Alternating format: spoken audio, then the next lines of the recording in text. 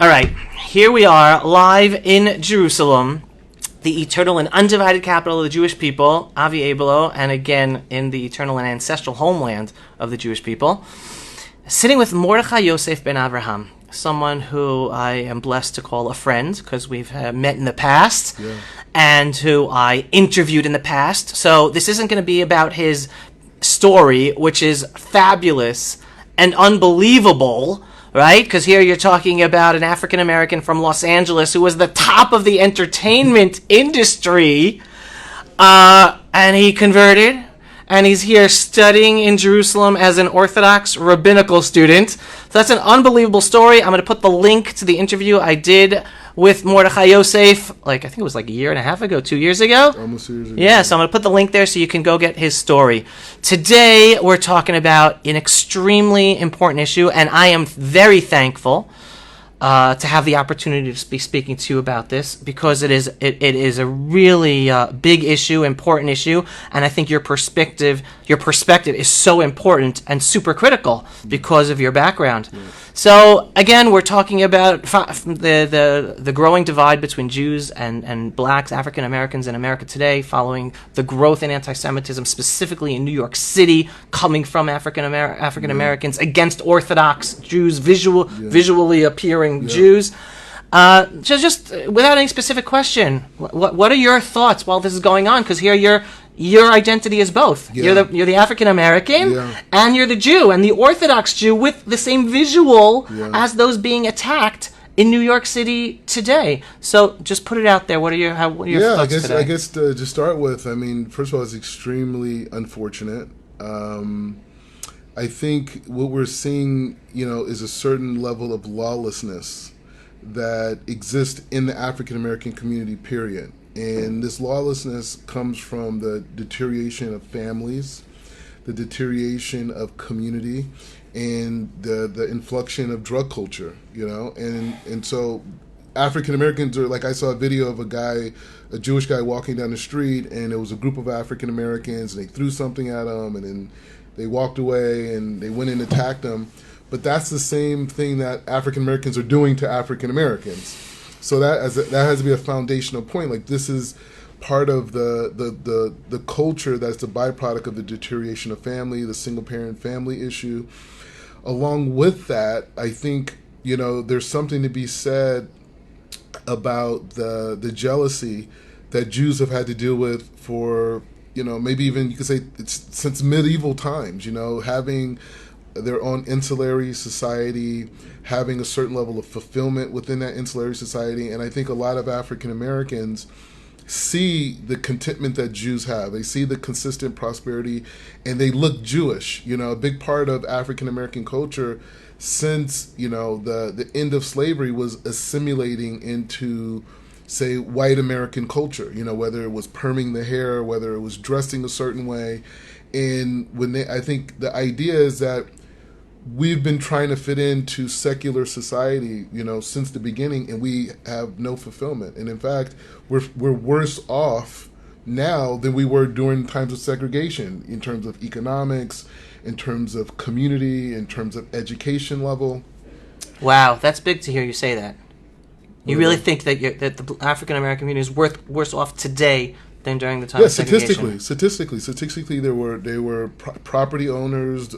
Statistically, they had communities. There were 2-parent households. Economic mobility existed. Was very pervasive. Think about it. There were, because of segregation, you had black-owned hotels. You had black-owned theaters. Black-owned barbershops, you had black-owned restaurants, and black people own these things. The civil rights movement, which largely funded by African-American families, that had disposable income to support the efforts of Martin Luther King and a lot of these people. So this affirmative action really, undermined the sustainability. And if you look at the Jewish community is successful in a very similar premise. It's insular, it's community based, it's family based. It rejects a lot of the corrosion that you see now in the media and secular society that is really affected. Hip hop is really, undermine the self-esteem and dehumanized, African Americans with each other. I mean, the music is very much celebrates violence. It dehumanizes women. It looks down upon family. It looks down upon community outside of, an aggressive effort around drug and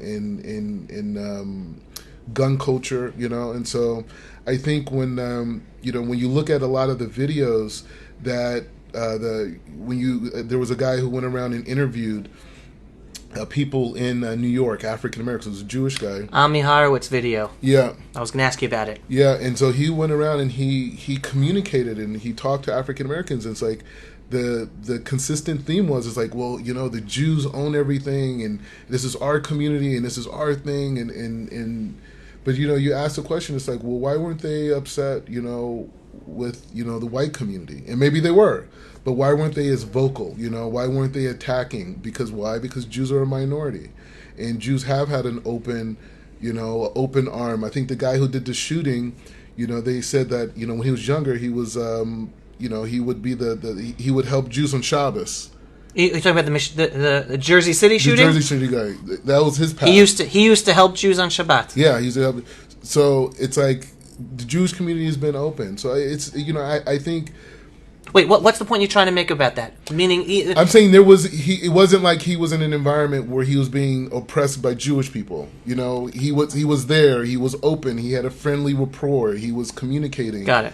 And somehow that led to an ideology where, he saw it took him to a place of rage. Maybe he was mentally unstable. I don't know the whole story about like who the guy is, but the point is just saying that the consistent theme of all the videos that we're seeing and a lot of the hate crimes is coming from a place of, you guys have something that we don't, and we don't understand why you guys aren't trying as hard to fit into mainstream. I'm using the term white, but it's not racially based. It's the idea of what the American dream was, and the white picket fence and the 2-car garage and that imagery and how that has evolved, and we're trying to fit into that, and it's not doing anything for us. And the Jewish person is very much content with the life that they have, living Torah mitzvot. They don't want to dress in Versace. They don't want to dress in Louis Vuitton. They don't want to hang out at the club. They don't want to have, cars with, 20-inch rims on them or anything. And I'm not limiting the African American community. I'm just talking about the imagery from hip hop, right, that has, been very destructive to the psychology of African Americans. So, and when I was actually thinking to myself, you know what? Maybe I should play that Ami Horowitz video and watch together. Mm. What were your first thoughts watching that? Because my first thoughts watching that, it was interesting. Most of the answers was, I don't have a problem with Jews, but the Jews own all the property. Mm-hmm. So, to me, I'm thinking, okay, so for like most sentences, when you put a button, forget about that first part of the sentence. There's already that inherent, not necessarily hatred, but an inherent inculcated education against Jews that a majority of them were talking about. And these were just people on the streets he randomly asked, and a majority of them gave across that. Not all, thank God. There were some that were though I love the Jews, they're wonderful people, wonderful neighbors, but a majority of them did have that same attitude. Yeah, so the thing is, it's like, I think a way to kind of understand it is like, I don't know if you saw recently, the whole issue with Iran and the United States, there were ideas being shared from Iran where he said something like blacks are treated poorly in America. Who said that? The Iranian leaders. Oh, the Iranian leader said that? No, I didn't say that. Yeah, he was saying that, and he was like, and I saw African Americans, online that, I know. I mean, I'm on social media, and there was like kind of like this sense of like, oh well, or the guy Kaepernick, the football player who. Okay. I don't know who that is. Yeah, he was a football player who did the kneeling, and they kicked him out. Oh, Caper, yeah. Did I say his name wrong? I think so. I think it's Kaepernick, something like that, but yeah. Yeah, so he came out and says, oh, this is an example of American imperialism and this whole thing. And so I think the African American community has been tremendously wounded through the racism and segregation and abuse. Even though I said earlier, they economically and as a community were more prosperous, but still psychologically, they've never had a process of healing and a process of dealing with slavery and what that meant to them and how it dealt with them.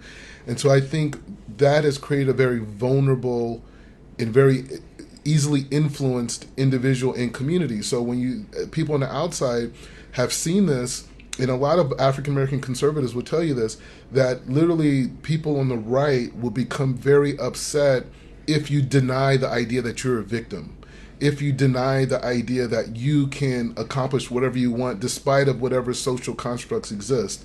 And many of the biggest people who speak out against black conservatives are liberal whites, and because the narrative and the pain that the African American community has experienced through slavery and through police, brutality and through economic inequalities, it's made them to the point that all you have to do is say, this person's racist, like if you see like the way they're dealing with Donald Trump, there's really no real foundational points other than maybe him saying some over the top things or whatever. But Donald Trump historically was hanging out with rappers. You know what I mean? Donald Trump was hanging out with Snoop Dogg. He was hanging out with the Dr. Dre's. He was around the Jay-Z's. He was with the Mike Tysons. He was doing all the big fights, and he was flamboyant and he's the cool guy. And I heard there are plenty of hip hop songs, again from before he became president, where where basically the hip hop lyrics are saying we want to be like Donald Trump. Yeah. Jay-Z had lyrics like this. Young Thug. I mean, a lot of people had that.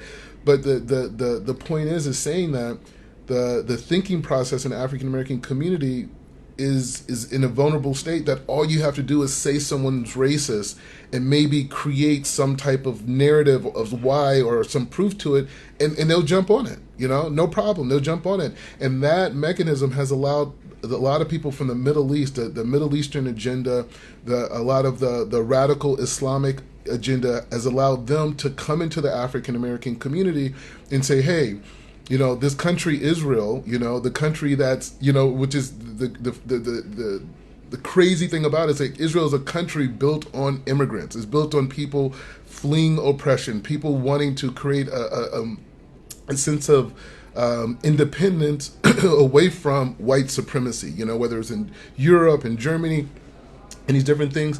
And so this was the country's built off of it. But the agenda from the radical Islamic agenda has got into the community and he's convinced African Americans that Israel, like America, is the enemy. And that thinking process has now spilled over to now you say like, well, the same Jews who are marching with Martin Luther King for, economic equality, for social justice, and for these walking with the Sefer Torah, walking down the street. Now, in our generation, Martin Luther King was a Republican. Martin Luther King was pro-Israel.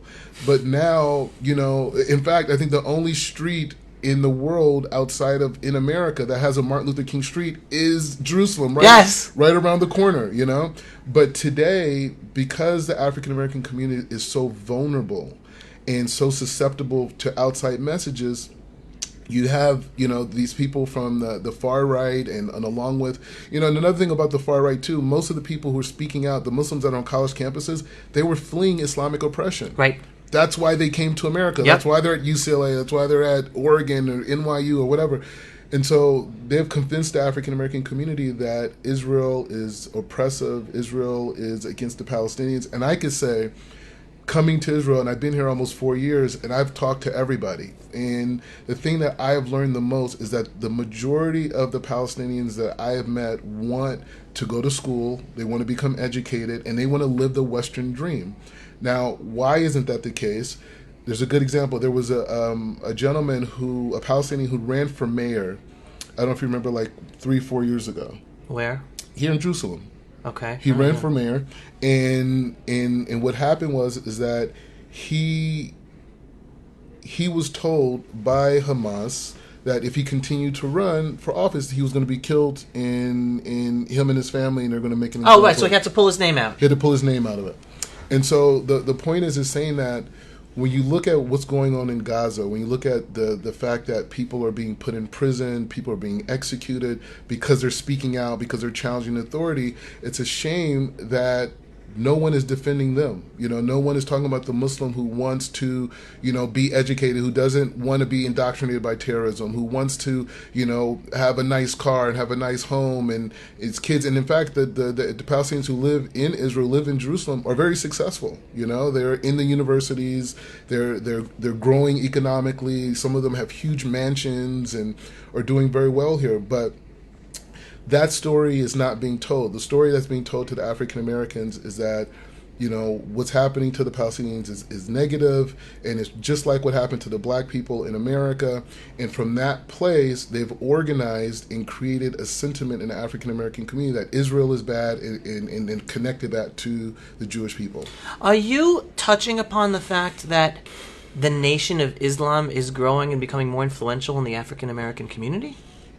I mean, the Nation of Islam has been influential for a long time. I think that the people from the Middle East have influenced people in the Nation of Islam with this ideology. And I think that there has even been maybe even an economic relationship between the two. I mean, if you look at, most of the masjids that have been built in America were funded by people in the Middle East. Wasn't funded by black communities. And so... Wait, explain to people what a masjid is. Like the house of worship for Muslim people. Okay. I grew up, my parents, in fact, were Christian, but they got involved into Islam, more on the Sufism side of Islam. Yeah. And we grew up, but my parents were more about like working on yourself and transforming yourself and spirituality than politics. But at the same time, I was still like aware of what was going on. And most African Americans were aware of the Muslim community.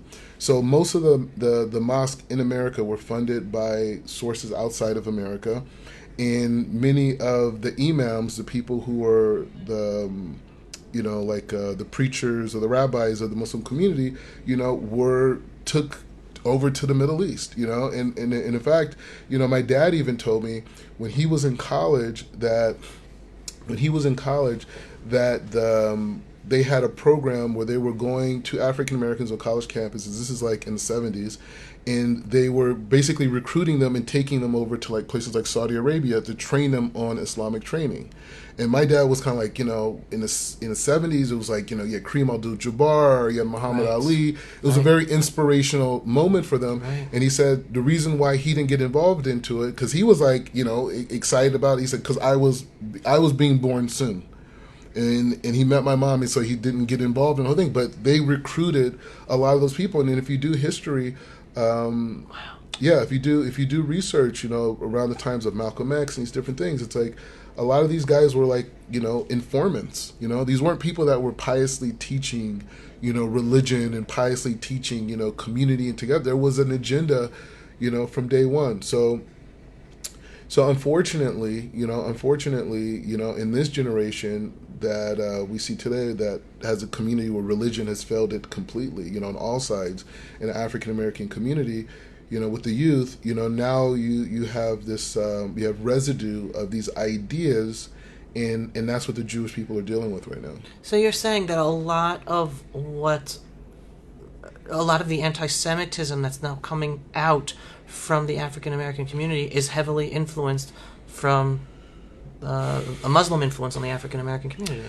I think the catalyst of it is politics, and I think the catalyst is, the catalyst is the liberal, the left movement. Utilizing, like, I don't know if you remember, like, when Obama was in office, when Black Lives Matters kind of like came on the scene. And there was all these big protests start happening. If you remember then, you would see people with Palestinian flags at some of these. That's the whole intersectionality movement. Yeah. And so I think that part is more of an informational vehicle today. I think the people who are connected to, say, things like the Nation of Islam and these other groups, they're older people. You know what I mean? They're older people, and I don't know how... So it's not necessarily Islam, but it's the anti-Israel agenda coming from the Muslim community in America. The political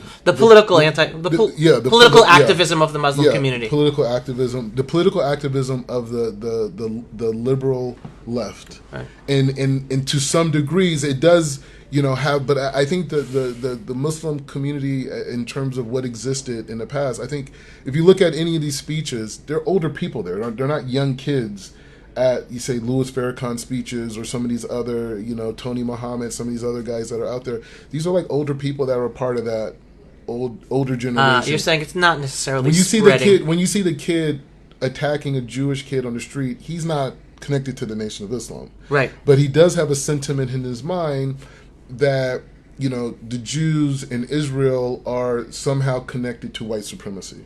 And that comes out of the political side of the Democrats. I mean, the Democrats have been very vocal about being, against Israel, very, almost pretty much like anti-Semitic. I mean, you have some of their biggest stars are the ones who are, very vocal about speaking out against, Judaism, speaking about, the Jews having dual loyalty.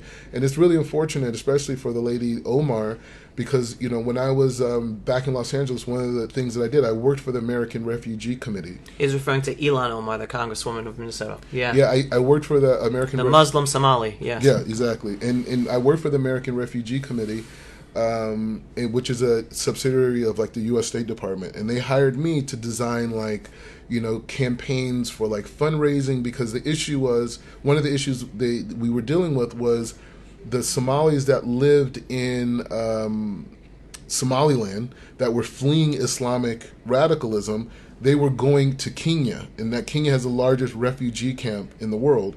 But on the way to Kenya, many of these people were dying because it was like it was a long journey. I don't remember exactly how long it was, but they're dying of diseases like cholera and other things. So we were building hospitals on the way. So wow. So yeah, and that was one of the campaigns. It was I'm a Star campaign. A lot of different people were involved in it. But the point is saying that. So I got very close with the Somalian community. I met a lot of Somalis. I talked to them. And the fact that Omar is so obsessed with Israel in her own country that she fled Islamic radicalism. That's why she's in the West. And all the Muslims that are in Minnesota fled the West to flee Islamic radicalism. What's the group over there? ISIS? No, not ISIS. It's in Somalia? In Somalia. I don't know. Boko Haram? No, it's another name. I can't think of the name. But the point is, there's so many of them. It's crazy. So exactly. So it's like they fled to come to America to get away from Islamic tyranny. And I had friends that were Somali that told me, "Hey, before the Islamic radicalism took over, women weren't wearing hijabs. They were wearing like one-piece bikinis at the beach. Similar like Iran. Like Iran, exactly. And so this is like a phenomenon. So these people fled out of that. But I've never heard her talk about Somalia. Exactly. I've never heard her talk about any of the pain that her people are going through. And that is the proof that her agenda is connected to a bigger agenda, which is attacking Israel and using the American platform to do that, preaching anti-Semitism. I don't know the other lady. What's her name? Like Linda Sarsour? Yeah, who's actually, I think, a Muslim convert. Really? Yeah, I think she's just a white lady. I didn't know Muslim. Yeah, and so these people are going around saying Israel's the problem and Israel's the problem and these different things. And it's just like, wait, what about all the Muslim kids who don't have adequate education? Hamas, for example, here is like a $3 billion organization. The leaders fly on private jets. When their kids get sick, they send them to Israeli hospitals. But the average person, the average Palestinian, he's suffering. And I just feel like I have a responsibility to speak out on that because, I converted to Judaism. Judaism teaches us to love. It teaches us to see people who are suffering and to speak out against injustice, and the Muslim people here, the vast majority that I've come in contact with, talk about the oppression. They do not see Israel or Israelis as the problem. They see the radical groups that are using all the money that comes from international funding for their own bidding, and the destruction of communities and the isolation, and using Israel as a scapegoat for the pain that they're inflicting, on their community. And it's sad to see in America that no one's speaking up for these, Muslim people that want to have regular lives. Who's speaking up for them? Who's going to, okay, like, even if you have an issue with Israel and you say, like, this policy is incorrect or the IDF acted in this way and I disagree with that, okay, fine. That's fair. That being an American, that's normal. We have issues with the American government. We should have did this. We should have that. But again, who's speaking up for the Muslim who wants to have a normal life, who doesn't want to be indoctrinated to be a suicide bomber, who wants to be able to go to college, who wants to be a chemist, who wants to be a scientist, who wants to be a musician, who wants to be a skateboarder? What about that kid and that family? What about them? Who's advocating for them? And what is the distraction on why they don't even exist anymore? And it's interesting, just to bring it to current events, literally to today. Yesterday, Ilhan Omar went public with the Democratic press conference dealing with Trump's Iran strike of Soleimani, the Iranian arch-terrorist responsible for terrorizing hundreds of millions of people across the Middle East, including Iranians. Most Iranians today are celebrating that he was killed because they've been terrorizing Iranians. Yeah. And yet, here she, the Muslim Somali immigrant to America, she doesn't say a word about the hundreds of millions who've been terrorized and murdered by this man. And Muslims, she complains about Trump starting World War III. Not a word about, thank God, these hundreds of millions of Muslims in the Middle East. Life isn't perfect, but at least they don't have Soleimani and his terror to continue terrorizing them. It's just, it's an agenda, and again, like, the fact that she doesn't speak up for the Somalian people who are suffering in refugee camps right now, who are tyrannies. When I was working for the American Refugee Committee, we were going to actually go over to the area. They're going to fly us over and see it. And the reason why we didn't go is because a few days before, they had the plane tickets already purchased, the whole thing. A few days before we were going to fly over there was a graduation in a hotel of, I think it was like close to like 100 Somalian, young adults who were educated in the UK to become doctors. And so they came over there, and I think it's called El Shabazz. Could be. I think that's the organization. But they came over to have a graduation in a Somali hotel, and the whole thing was bombed, and they killed all of them. Why? Because they were educated in the West, and they're bringing Western ideas back into Somalia. So again, like, there's just tremendous suffering happening with the Somalian people. And it's sad that this congressperson, who's being funded by CARE and other... And Qatar also. Yeah, in other organizations, and she's just being a bullhorn for their agenda and completely forgot about her people. And again, I just think the sad part is the innocent Muslims who just want to live a normal life, that don't want to fight anybody, that want to go to college, that want to become educated, that want to have businesses, and want to live the American dream in their way. Just to bring everyone up to speed here, I'm talking to Mordechai Ben Avraham, originally from Los Angeles, a convert to Judaism today, studying as an Orthodox rabbinical student here in Jerusalem, talking about the growing divide between blacks and Jews, and he's talking now about Ilhan Omar, and because of the influence of the political left and the Muslim left intersectionality in America that he's explaining has influenced black Americans to turn and become more anti-Semitic. I wanted to take you in a different direction for a second, because here we were talking about the political impact upon the African American community and the Islamic anti-Israel political movement. I want to touch about Jeremiah White, because that doesn't have to do with the politics with Islam. That actually he's a pastor, a Christian pastor. He was Barack Obama's pastor for years. What was silenced in the media and even in the Jewish community is that Barack Obama went to his church for years, and he was a known, not only an anti-Semite and anti-Israel, but anti-American, very hostile to America. Does that have any influence as well in what we're talking about, or is that only a small... I don't know about him specifically, but the left side, the left wing of politics in America has pretty much took out any form of patriotism. Like my grandfather on my father's side, Edward Doherty, he fought in the Korean War. and he actually lost a lung. I remember, I think he was alive when I was born, but I never met him. But I was told he lost a lung by being in the swamps so long, that it was so much swamp water that he had to have one of his lungs removed. And so many African Americans fought throughout wars. They fought in the Civil War. And so the left agenda has been, what it did was it took the patriotism out of African Americans, and it focused on some of the limitations that American society has had throughout its stages. I mean, we did have Barack Obama and Michelle Obama as president. At the same time, there is the prison industrial complex. At the same time, there is drugs. How did these drugs get in the community? I don't think African Americans went to Colombia and negotiated.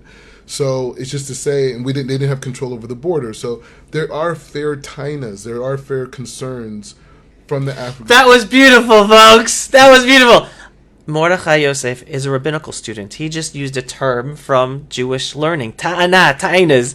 That was beautiful. Oh, beautiful. All right, keep on going. So, I mean, so we're not saying that there aren't legitimate, gripes, that the African American community, has. But at the same time, what's the solution?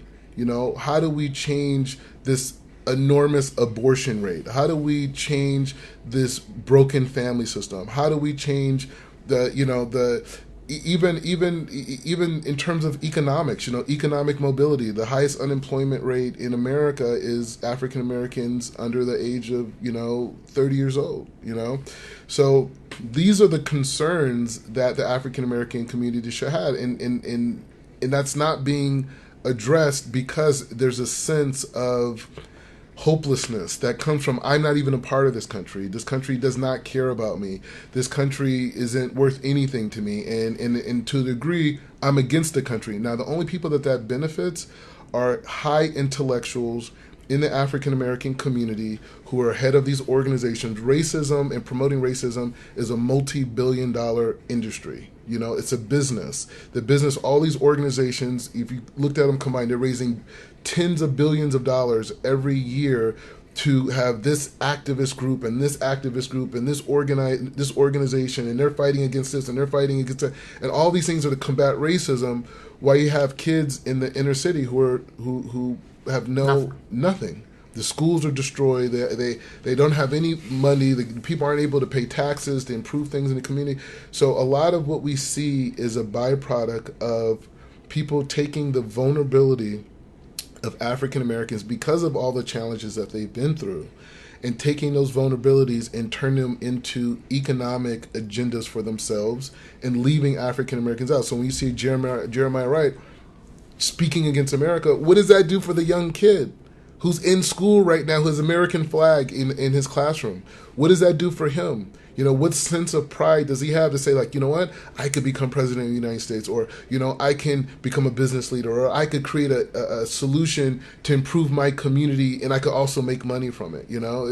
It's these things don't exist. I remember my grandmother, in blessed memory, Marie Reinhardt, on my mom's side, I'm talking about both my grandparents, she told me a story about a guy who became a millionaire in her community. She lived in a community in Los Angeles, an area in View Park. See, it's a nice residential area. It doesn't have that very much crime. But she told me about a guy who became a millionaire because he would go and knock on people's doors and ask them to if he could repaint the address on the sidewalk. And people would say, yeah, repainting it, the mail will be delivered more efficiently, those types of things. And this guy just went, African-American guy, just went house to house and created business. But when you take this sentiment of being anti-American, when you take this sentiment of being anti your community and anti-leadership and anti-institution, then that kid isn't even allowed to have the cognitive processes to think creative in this way. Every kid wants to be a rapper. Every kid wants to be a basketball player, because that is the only way that they have been shown to glorify, their individuality and their uniqueness. And unfortunately, every year there's only 20 NBA players that come in. Right. So I have one question. From all of that, how does the Orthodox Jew turn into victim number one? They're not. I'm not hearing about random whites being attacked on the street. Yeah. I'm hearing about random Orthodox Jews being attacked by African Americans. Like I said before, I think the African American community, I think America in general, I think materialism and the desire for materialism and these ideas has created an extremely empty, spiritually and emotionally empty individual in communities. And I think that goes for, many of the people who were supporting, even Donald Trump, and also the African American community as well. And even to a degree, I think the Latino community still have some sense of family in their culture. They're still in the early stages of being Americans. And so I think that the religious Jew has a sense of contentment and a sense of peace with their lifestyle, and I think that makes people who are broken and upset and empty extremely angry. Interesting. Yeah, and I think that's the issue, and I think the one of the reasons why I was excited to talk to you was to talk about maybe solutions. Mm-hmm. And I think wait, before we get to the solutions, yeah. I want and this will lead to the solutions. Yeah. Are you afraid now to walk down the streets of New York City, looking like an Orthodox Jew? Even though you're black? I think once you convert to Judaism, your fear level, about most things decrease. That's a fabulous answer.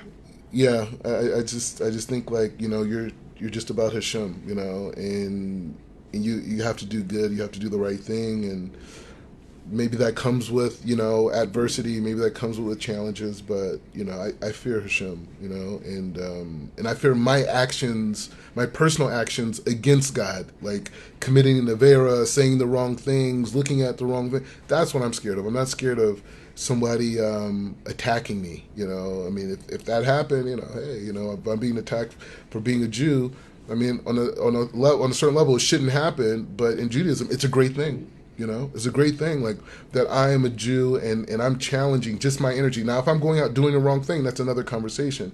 But if I'm minding my business, looking like a Jew and being proud of the Torah, being proud of the world that Hashem has created around me, and that brings someone to violence, that's a Chiddush Hashem. That is such a hard concept to explain for people to understand. It sounds so weird. What do you mean? It's a good thing. I'm being attacked because I'm being who I'm supposed to be. The point is not that it's a good thing we're being attacked. The point is that we are being who we're supposed to be. If that is why someone is attacking them, that is horrible that they're attacking us. But I'm in the right in living as a proud Jew. And I want to say something too. It's like there's a big difference between the American Jew and the Israeli Jew. Let's go. Because I would be very. If you go to some of these like settlements, you go to some of these outskirts, you transplant those guys into New York, those black kids will have a big problem. Don't you dare take us on, baby. Yeah, that's what I'm saying. So it's a different mentality with the Jew who connects to the power of Israel. The fact that we have a nation, the fact that this is literally the Torah being expressed right now. Like it's happening right now. The Torah is being expressed right now. And so that sense of confidence, you're seeing a completely different Jew than you see in America, who immigrated maybe from Lithuania and came from places throughout the Europe and to places throughout the Middle East, and they were subjugated by white supremacy and Islamic dominance. And so when they came to America, they just wanted to fit in.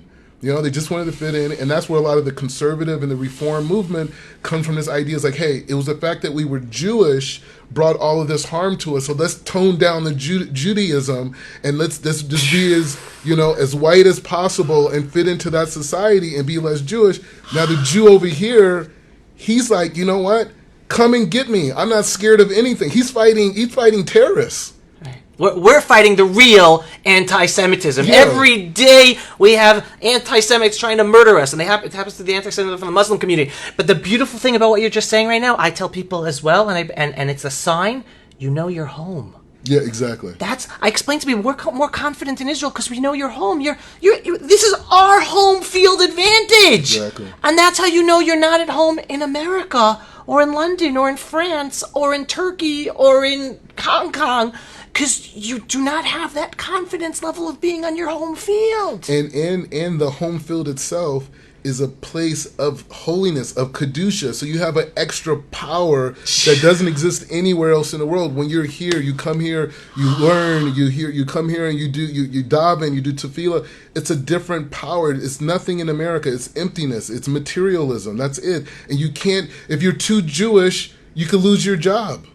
If you're too Jewish, somebody may come and attack you. Here, people are coming here to rebuild themselves. I meet so many people, and I speak to so many people that are here rebuilding lineages that were going through the very oppression that we're watching in America right now that's happening to the Jews. They're rebuilding that. They're reclaiming their Judaism. They're reclaiming their Frumkeit. They're reclaiming their relationship with Torah.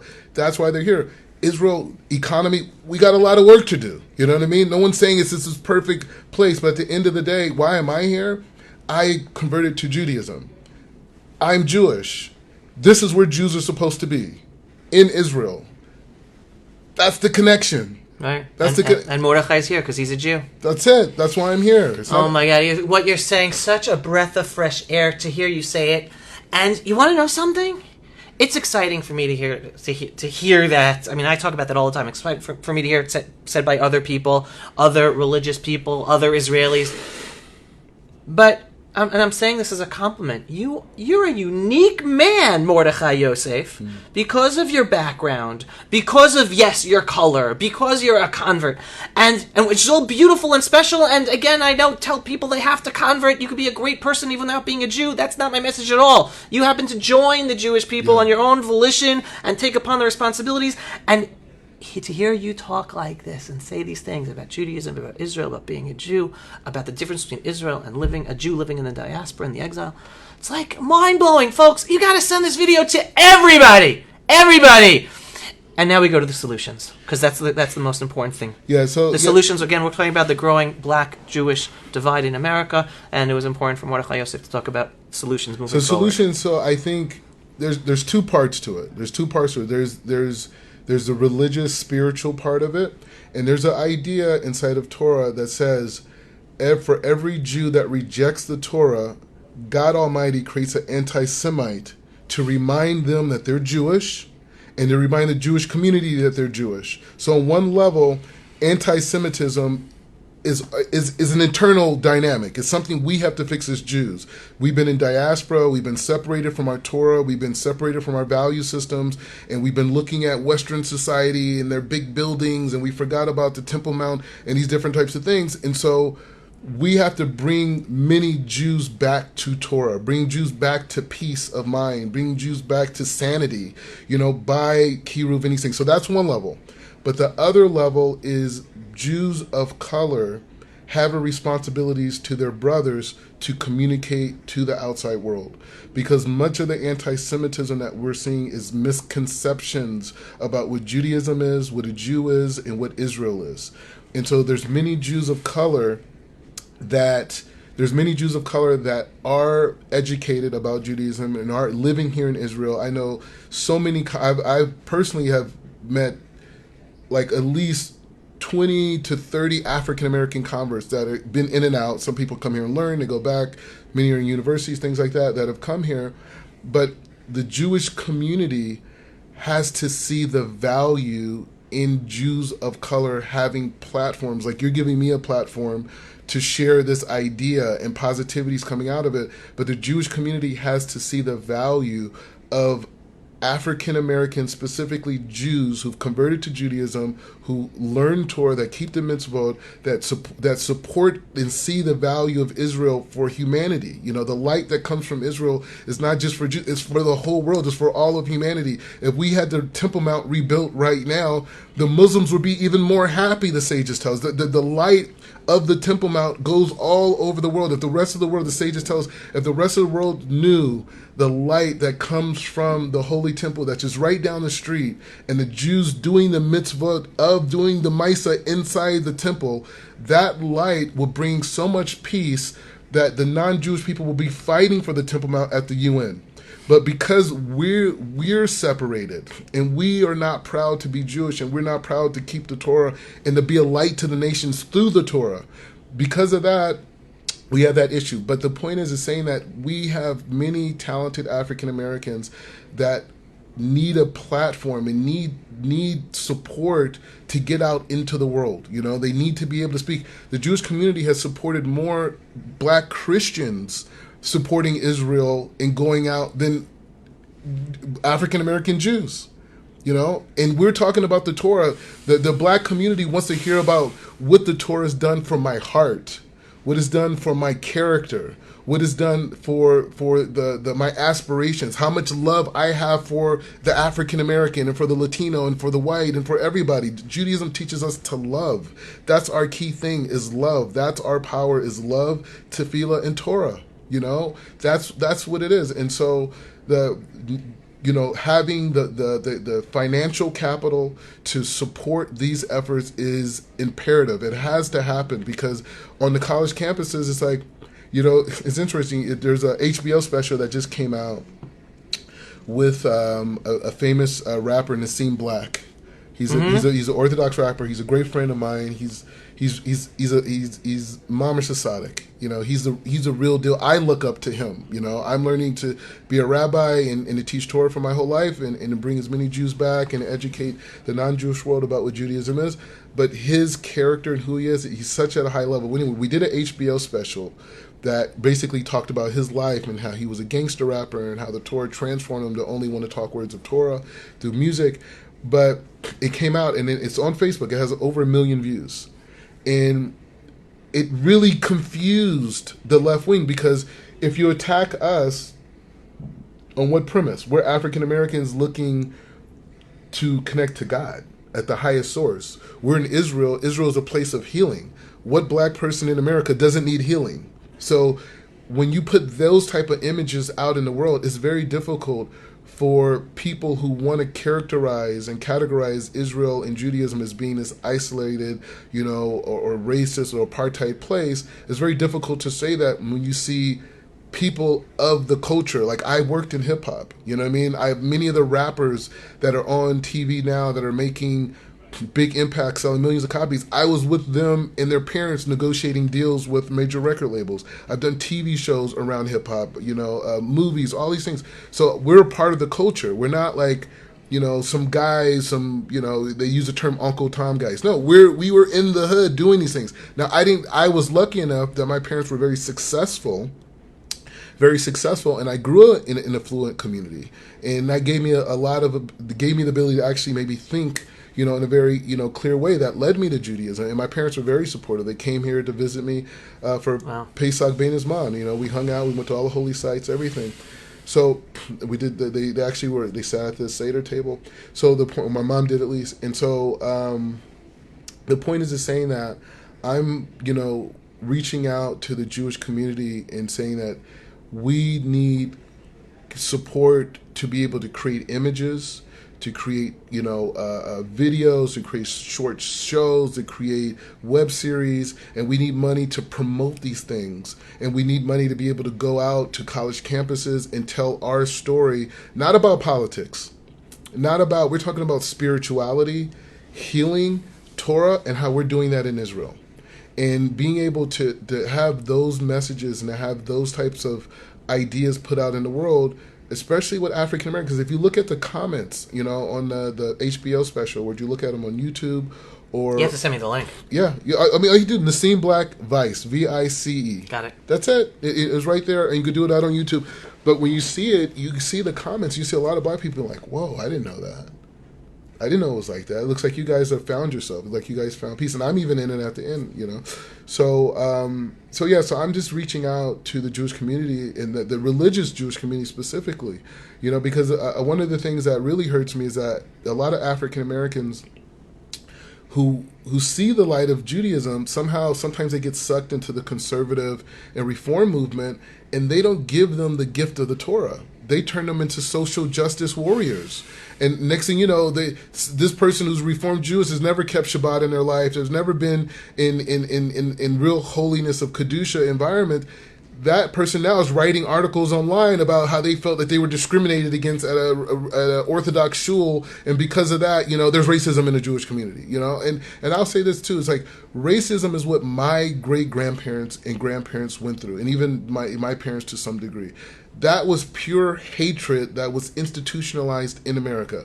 In Judaism, it's very difficult for a Jewish soul to hate. It's very difficult. But what you will see is cultural differences, and what you will see is the lack of tools on how to integrate. And when you look at Israel specifically, it's a melting pot of Jews that you have a Taimani Jew and a Litvish Jew, like you have black Jews, yellow Jews, white Jews, red Jews, everybody, Indians, Egyptians, North Africans, Africans, Ethiopians, Europeans, the Chinese. Exactly. You have again, we have all colors, right?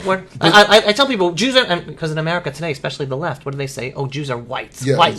They have the white privilege. What are you talking about? We're not white. We're Jews, right? We are all colors. Exactly. Going back to your point. So exactly what you're saying. So it's like when you see cultural people from different cultures trying to interact with each other and trying to live in a society, you will see tension. You will see tension, right? Natural. But to take the Western concept of racism and apply that's just not fair, and that's an attack against my heritage. You're marginalizing the heritage of my ancestors that actually dealt with real racism. They had lynching parties. Right. They were lynching black people in forests, and they would have parties that had cotton candy and popcorn there. These things really happen. These people were being raped, all types of things. So when you see someone bumping shoulders with me, or I live in Meir Sharim, which gets it's an ultra Orthodox neighborhood in Jerusalem. And some people in the religious community, people who are more on the modern side, they have issues with it. There's meaning with you, meaning that not issues with me. I'm saying they have issues with the community in Meir Sharim. Meaning there's some Jews that have community tension with the ultra Orthodox community. And Jews are very opinionated people. In every neighborhood in Israel, there's a different opinion on how Israel should function, right?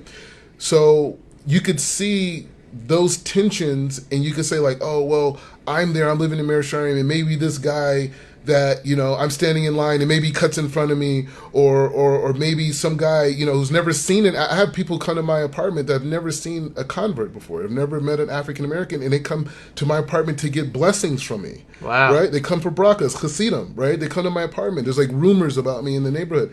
And so the point is just saying that if I take an uncomfortable experience I have with an individual or at a particular place and say, oh, well, that's racism, then I'm not in the Torah anymore. I'm out of the Sugya. I'm back in America. I'm back, marching in the civil rights movement. I'm not a Jew that's trying to bring Mashiach to all of humanity. So these ideas of the experiences that African Americans have, I think, are different than the Ethiopians, are different than all the other groups. And because we have a narrative in America that we have a responsibility to go out there, but we need the Jewish community to support us. That's fascinating. You're saying there is work to be done for Jews who have, again, you're referring to the Jews who have strong belief in Torah and not just look at Judaism as the social activism. Exactly. And to reach out to Black Americans and help fill a void. Yeah. And a misunderstanding, and try to turn the tide. And not just Black Americans, Latino Americans, Muslims that are from the Middle East, everybody. The Black voice in the world is humongous. That's why everyone is using African Americans for their political cause, because the voice and the innocence and the sincerity that the community does have has been abused, is abused and brought even more darkness, to the African American community, because they're saying things that are just against God. When you go against the Jewish people, you're going against God. When you see a person dressed like a Jew, he's saying, I don't want to be like MTV. I don't want to be like, the runway show in Paris. I want to dress in a way that that I'm a Jew. And then every time you see a Jew, we remind you of the Torah. And every time you get reminded of the Torah, you get reminded of God, the King of everything. So So we definitely have work to do, and we have a responsibility to be a light to the nations. It's not just advocacy against anti-Semitism. It's about bringing the total revealment of God into this world and to get the concealment out. And African American Jews, religious Jews, need support from the community. And I'm going out, I'm advocating, for many of the African Americans, people. I'm connected to most of the African American religious Jews here and in America, and I'm advocating for the Jewish community as a collective, but this almost marketing component that can just bring so much light to the world through, our narrative. So, 2-minute soundbite message to the Jewish community, how what they're dealing with the growing anti-Semitism from the African American community. What's your 2-minute soundbite? So 2-minute soundbite is the African American community has been abused by a lot of bad information, and we have a responsibility as Jews to correct that bad information. And we have, thank God, we have people in the community that share the same cultural experience as many of the same as the people who are professing anti-Semitism, and we need to embolden them and empower them to be able to go out into the world and tell their stories and to communicate into the world that that we're here and what you've heard is not true. And the most important thing is for us to go out and talk to Jews who barely know that they're Jewish and be able to talk to them about the benefits of reclaiming their heritage and the benefits of the healing that exists here in Israel through the Kedusha of the land that God created. And now, 2-minute soundbite to your fellow African Americans. Yeah, so my soundbite to African Americans is just like, we love you, I love you, and we know things have been wrong, and we know you've been hurt. And I'm a part of that as an African American. I understand what you're saying. We share the same tears, but attacking the minority group that most reflects you in the world is counterproductive. And it's not only counterproductive, you're empowering white supremacy, because the Jewish community, just like you, has been under oppression as a minority. And if anything, because of the Jewish people's connection to the Old Testament, you should be looking at the wisdom and what they're doing and looking to mimic that, to take yourself out of mental, physical, and intellectual slavery that's been put on you by white supremacy. Unbelievable. Mordechai Yosef, this has really been a hard topic, but a pleasure talking to you. Yeah. Right? It's a sad topic to have to talk about, but a real pleasure talking to you, to hear your background, your perspective, because you come with it all. You come with the African American background. You come with the Orthodox Judaism, the convert. You got it all. Israel, America. You really got it all. Mind blowing. So much mind blowing information. I hope people are listening. I hope people share. And yes. Avi, I just want to give you a blessing, because sometimes people who are advocating for Israel and they're talking about all the different groups, we live in a politically correct society. So if you say something that it seems like it's a slight, you could get a bad rap, you could receive judgment. But I want to give you a bracha that the world sees that all your teaching and bringing to the world is a unified love for God from humanity, and you see the Jewish people and the Jewish people being here in the Eretz Israel as a mechanism to do that. And you don't have a problem with anybody. You have a problem with evil. Right. The Torah tells us to get rid of evil, and that's what you have a problem with. And I think every sane person in the world also has a problem with evil. And I think just the world, I give you a bracha that the world just has more clarity to the good work that you're doing, and the Jewish people see the good work that you're doing, and they're able to support you in your efforts as well. Amen. Thank you so much. I appreciate that. Mordechai Yosef Ben Avraham, real pleasure. Everyone, thank you so much for watching. This video, you have to share.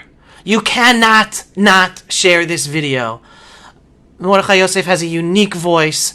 This is such an important topic that everyone's talking about. Headline news just had the rally in New York City against anti-Semitism in response to the growing attacks. Everyone, every Jew, every African American, every American should be watching and hearing what Mordechai Yosef has to say. So please, share this video, help this information get out there. Signing off from the eternal and undivided capital of the Jewish people, Jerusalem, here in our eternal and ancestral homeland, the land of Israel. Thank you so much for watching. Take care.